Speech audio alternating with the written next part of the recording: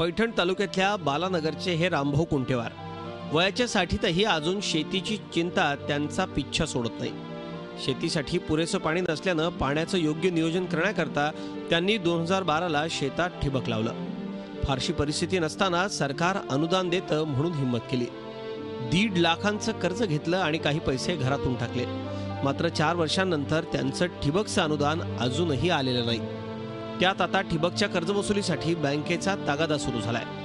3 वर्षापासून ते अनुदानच नाही ना। बरं, हा तर मग हे नोटिसा पाठवते बँक। कोण?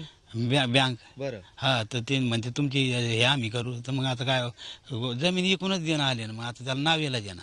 बरं, ते तंग करते, नाही तर कोर्टात केस टाकू म्हणते। तर याच गावचे गंगाधर कुंटेवार तर मरणाची भाषा करतायत।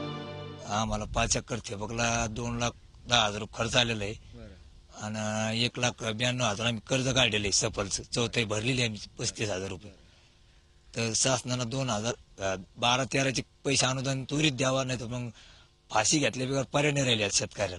ठिबक गुंडाळून ठेवलंय घरी। आता मुलगी माझी लग्नाला आली। आता याला काय पर्याय करावं? बँक आमच्याकडे नोटिसा पाठवायला दम नाही आणि शासन याची आम्हाला सबसिडी देईना अजून। तर आता आत्महत्या करण्याची वेळ आली। खरं तर या योजनेचा लाभ घेण्यासाठी शेतकऱ्याला 1/4 पैसे स्वतः टाकावे लागतात। काही ठिकाणी तर फक्त 50 ते 55% सबसिडी मिळते।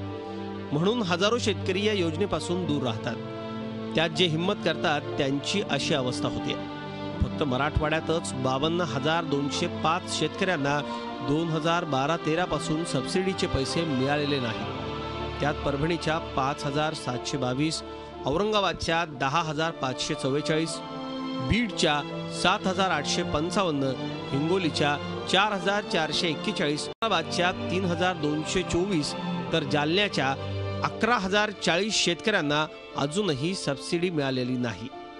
या सर्व परिस्थितीत स्थानिक प्रशासनानं कानावर हात ठेवलेत आणि चेंडू राज्य सरकारच्या कोर्टात ढकललाय। ठिबक सिंचनाचं अनुदान मागच्या सरकारच्या कालखंडापासून बाकी होतं। हे संपूर्ण अनुदान आम्ही या वेळेस मागच्या सरकारचंही आणि आता आमच्या कालखंडामधलंही आम्ही पूर्णतः दिलेलं आहे।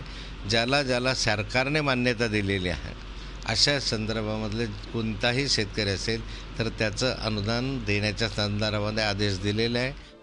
खरं तर सरकारी अधिकारी किंवा मंत्री सगळेच ठिबकचं क्षेत्र वाढावं म्हणून आग्रह करतायत।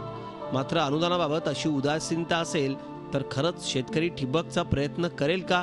आणि असं नाही झालं तर पाण्याचा बेसुमार उपसाही थांबणार नाही, त्यामुळं दुष्काळही मिटणार नाही। म्हणून शासनानं फक्त घोषणा करण्यापेक्षा दुष्काळ दूर सारता येईल अशा प्रश्नांवर गंभीरतेनं उत्तरं शोधण्याची गरज आहे। विशाल करोळे, झी मीडिया, औरंगाबाद। झी 24 तास रहा एक पाऊल पुढे।